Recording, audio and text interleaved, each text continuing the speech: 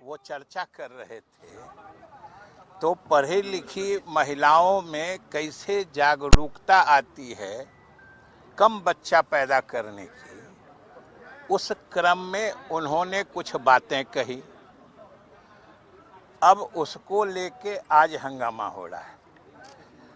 इसमें हम सिर्फ आपको दो चीज़ों पर गौर करने के लिए कह रहे हैं कि एक तो कल जो मुख्यमंत्री महोदय ने कहा, आज उन्होंने आपसे भी बात करते हुए साफ साफ बता दिया है कि आखिर ये तो पूरा देश जानता है कि महिलाओं को सम्मान देने या महिलाओं को सामाजिक, राजनीतिक, आर्थिक ढंग से उनके उत्थान के लिए जो नीतियां, कार्यक्रम बिहार में बनाई गई हैं, जिसको हम नीतीश मॉडल कहते हैं, उसका आज पूरा देश अनुसरण कर रहा है। लेकिन एक मौका परस्ती के तहत ये तिल का ताड़ बनाना जिसको कहते हैं, ये बात जब की गई तो मुख्यमंत्री ने स्वयं आगे बढ़कर कह दिया कि भाई अगर उस क्रम में कोई ऐसी बात हुई है जिससे किन्हीं की भावना को ठेस पहुंची है या पीड़ा है, तो हम न सिर्फ बयान वापस लेते हैं बल्कि हम खेद प्रकट करते हैं और हम अपनी निंदा खुद करते हैं। हम आपसे पूछते हैं या देश की जनता, बिहार की जनता तय करेगी कि इसके बाद और क्या बचता है। और सबसे बड़ी चीज जो गौर करने की है, आप लोगों को भी और बिहार और देश के जनता को भी देखने की जरूरत है कि कल यही सारे सदस्य दोनों सदन में उपस्थित थे। ऐसी कोई बात नहीं है कि कल इसमें से कोई कल नहीं थे और पीछे में मुख्यमंत्री ने कुछ कह दिया था तो आज आके प्रोटेस्ट कर रहे हैं। हम जरा आपसे समझना चाहते हैं कि जब कल वो सदन में उपस्थित थे, उस समय ये बातें हुई थी, तो उस समय क्यों नहीं प्रोटेस्ट हुआ? आप जरा सोचिए इस बात को। और मैं सिर्फ ये कह रहा हूं कि वो उनको भी लगा होगा कि मुख्यमंत्री सिर्फ जनसंख्या नियंत्रण या जन्म दर घटाने के सिलसिले में किसी बात की चर्चा कर रहे हैं। कल उनको बुरा नहीं लगा, न इस सदन में न उस सदन में। लेकिन आप सोचिए कि ये आखिर पिछले 14, 16, 18 घंटे में क्या हो गया कि अभी उनको बहुत बुरा लगने लगा, ये सोचिए। और आप भी अगर जरा गहराई से सोचेंगे तो आपको स्पष्ट हो जाएगा कि बात दो ही है कि एक तो जातीय गणना के सफलतापूर्वक संपन्न होने पर इनका सिर चकरा रहा है, दूसरे उसके आधार पर जो कल मंत्री परिषद ने निर्णय लिया है विभिन्न पिछड़े, अति पिछड़े, अनुसूचित जाति, जनजाति के आरक्षण की सीमा को बढ़ाने का, तो ये बिल्कुल अकबका गए हैं। पूरी केंद्र सरकार, पूरा भाजपा नेतृत्व बेचैनी में है। और आप भी अगर सोचिएगा तो आपको सीधा समझ में आ जाएगा कि ये रात भर में तमाशा पलटने का और आज के उनकी सारी हरकतों के पीछे क्या साजिश, क्या सच्चाई है, ये आपको भी समझ में आ जाएगा कि ये केंद्र सरकार और भाजपा नेतृत्व के इशारे पर ये वहां से ऑर्केस्ट्रेट हो रहा है। इनको कहा जा रहा है कि भाई इतनी बड़ी उपलब्धियां हैं, पूरे देश में तहलका है। हमने कल ही कहा था विधानसभा में और परिषद में कि ये नीतीश सरकार की वो सफलता है, वो उपलब्धि है जिसकी गूंज और जिसका कंपन पूरे देश में महसूस हो रहा है।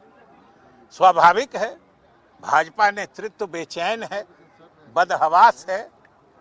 नहीं तो आप समझिए कल इस बात की चर्चा के बाद लगभग आधे घंटे तक सीएम बोलते रहे थे, किन्हीं की कोई प्रतिक्रिया नहीं थी कि आखिर 18 घंटे में क्या समझ गए विशेष बात।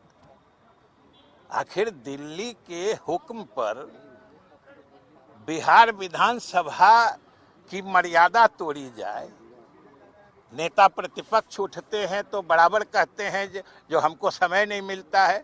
सरकार के तरफ से हम लोगों ने कहा कि भाई इनको समय दे दीजिए, और जब अपने बोल लेते हैं तो पूरा जैसे किसी को हाँकता नहीं है, एक शब्द है, वो सबको हाँक के वेल में पहुंचा के हंगामा कराने लगते हैं। तो नेता प्रतिपक्ष जब बोलने खड़े हों तो आदर्श बताया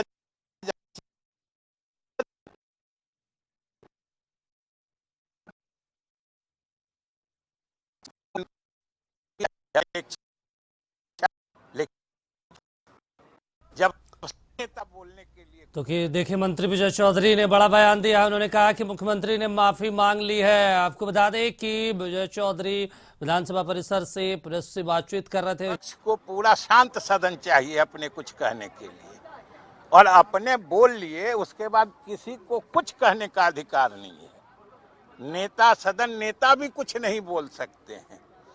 इसलिए ये आज पूरा बिहार समझ रहा है कि आरक्षण की सीमा बढ़ाने से, जातीय गणना का कार्य सफलतापूर्वक संपन्न कराने से, वादे के मुताबिक 1.25 लाख से अधिक शिक्षकों की सामूहिक नियुक्ति पत्र वितरण समारोह से, इन सब से लगता है इनको कि अब राजनीतिक रूप से ये घबराहट में है, बेचैनी में है। अब इन्हें सिर्फ एक ही रास्ता दिखता है कि कैसे सदन को अव्यवस्थित करके, कैसे सदन को समझिए कि जिसको कहते हैं किडनैप, मैंने हाईजैक कर लेना, रैंसम के लिए हाईजैक कर ले, ये करो नहीं तो अब होने नहीं देंगे। और जैसा सुनते हैं कि उनका फैसला है कि सदन नहीं चलने देंगे। आखिर बताइए कि जो पार्टी निर्णय लेके हम सदन नहीं चलने देंगे, उस पार्टी का इस व्यवस्था में, संसदीय प्रणाली में विश्वास की बात कैसे हो सकती है। सदन तो होता है सबको अपनी बात रखने का। नेता प्रतिपक्ष खड़े होते हैं तो हम लोग सरकार की तरफ से भी कहते हैं कि इनको दीजिए मौका जो बोलते हैं। आज वही बोले, हमने भी कह दिया कि भाई मुख्यमंत्री ने स्वयं उस बात को वापस ले लिया है, उसके लिए खेद प्रकट कर दिया है। हमने अध्यक्ष महोदय से भी अनुरोध किया कि आप प्रोसीडिंग्स देख लीजिए, अगर उसमें कोई असंसदीय बात या असंसदीय कोई वक्तव्य है तो आप उसको बाहर कर दीजिए। हम सरकार की तरफ से अनुरोध किया है। अब इसके बाद क्या बचता है संसदीय जनतंत्र में? तो क्या नीतीश जी जो अपना बयान दिए थे उसको एक्सपंज किया जाएगा संसदीय जो कार्रवाई है उससे? नहीं, वो तो अध्यक्ष को निर्णय लेना है ना। लेकिन सरकार की तरफ से हमने कहा है कि अगर आसन यानी अध्यक्ष उसको असंसदीय मानते हैं तो बाहर कर देंगे, ये उनका अधिकार है। हम लोगों को, सरकार को कोई एतराज नहीं है। आरजेडी ने एक ट्वीट लिखा है जिसमें महिला को नग्न कर घुमाने और योनि की बात कही है।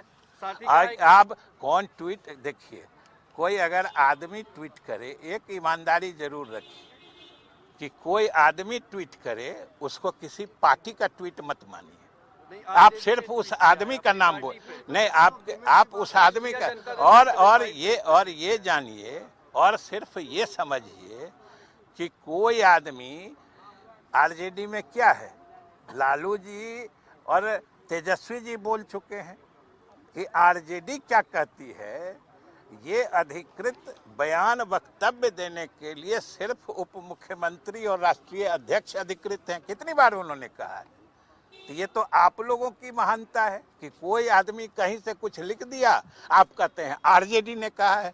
आरजेडी ने बिल्कुल नहीं कहा है। एनसीडब्ल्यू ने भी नोटिस जारी किया है, इस पर क्या अरे उनके सब नोटिस का सब जवाब दिया जाएगा।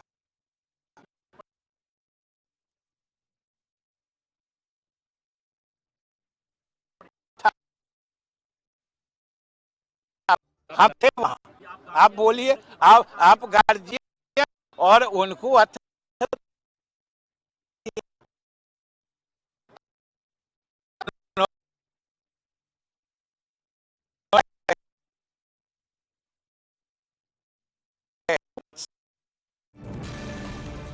लोग सब बेचारे, इनके अपने बस में